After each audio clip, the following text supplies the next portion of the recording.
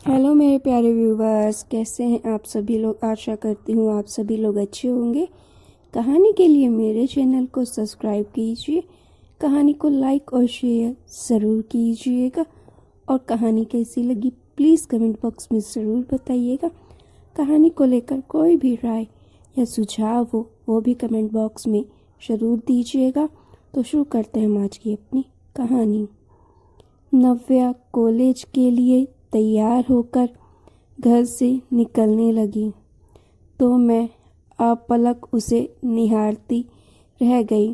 दिनों दिन उसका निखरता सौंदर्य देख जहाँ मेरा मन प्रसन्न होता, वहीं एक अनजानी सी आशंका और भय की परछाई मन की धरती को अपने आगोश में समेटने का प्रयास करने लगती। समाज में आए दिन होने वाली अप्रिय और अनैतिक घटनाओं से मेरा मन घबराया सा रहता था। कहीं मेरी बेटी किसी गलत इंसान के संपर्क में आकर कभी कोई गलत कदम तो नहीं उठा लेगी। एक दिन पति नमन को मैंने अपनी मन स्थिति बताई तो वह हंसकर बोले, अक्सर हम अपनी कल्पनाओं में उन घटनाओं को जन्म दे देते हैं जिनका अस्तित्व हमारे जीवन में होता ही नहीं है। व्यर्थ की चिंता छोड़कर पॉजिटिव सोचो तो सब कुछ अच्छा ही होगा। सही तो कह रहे हैं वह। बेटी अपना करियर बनाने में व्यस्त है और मैं व्यर्थ ही अपनी नकारात्मक सोच के चलते परेशान रहती हूँ। किंतु उस वक्त मुझे लगा मेरी चिंता व्यर्थ नहीं है। मैं गर्म दूध लेकर नव्या के कमरे में पहुँची तो वह धीमे स्वर में फ़ोन पर किसी से कह रही थी, मैं किसी को नहीं बताऊंगी और समय पर पहुंच भी जाऊंगी। मेरा हृदय थक सा रह गया। किससे मिलने जाना है उसे? क्या पूछ लूँ उससे? नहीं नहीं, कहीं नव्या यह ना समझ ले कि मैं छिपकर उसकी बातें सुन रही थी। रात भर मैं बेचैनी में करवटें बदलती रही, सुबह की प्रतीक्षा में। हो सकता है वह कुछ बताए, किंतु बिना कुछ कहे नव्या कॉलेज के लिए निकल गई। मेरे मन में दर्द की तेज लहर उठी। कहीं उसका किसी लड़के के साथ अफेयर तो नहीं चल रहा। इस विचार मात्र से मैं पसीने पसीने हो उठी। सारा दिन आशंकाओं के बादल मन को घेरे रहे और नज़र घड़ी की सुई पर अटकी रही। 5 बज गए तो मुझे घबराहट होने लगी।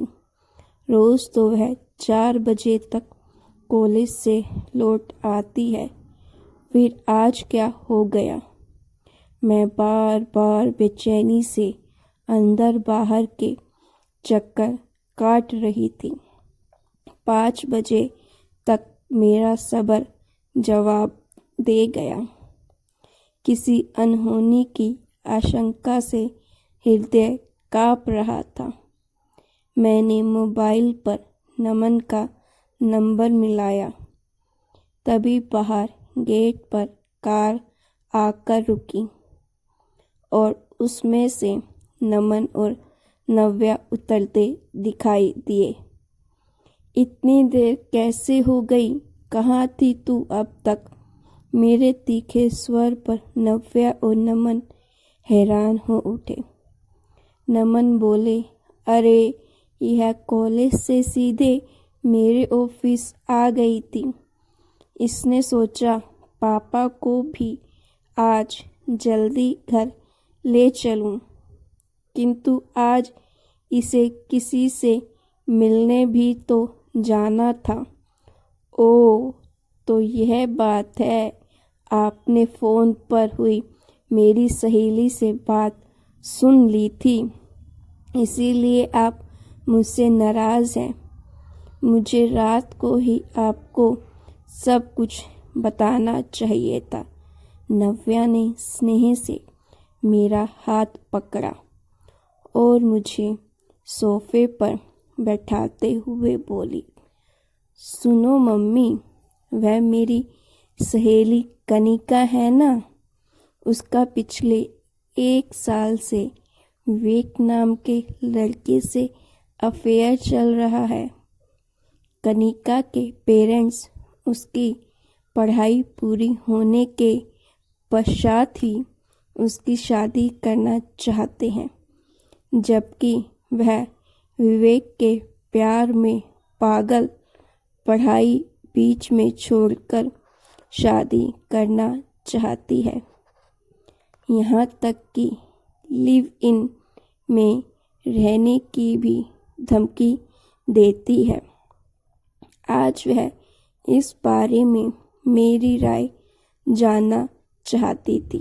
मम्मी, कॉलेज कैंटीन में पूरे 2 घंटे तक मैंने उसे समझाया कि भावुकता में बहकर जीवन का इतना बड़ा फैसला लेना गलत है।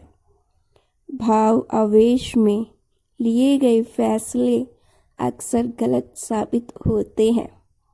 समय के साथ इस प्यार की खुमारी अवश्य उतरेगी और जीवन में ठहराव आएगा, तो तुम्हें अवश्य अपने फैसले पर पछतावा होगा कि व्यर्थ ही अपना 1 वर्ष खराब किया।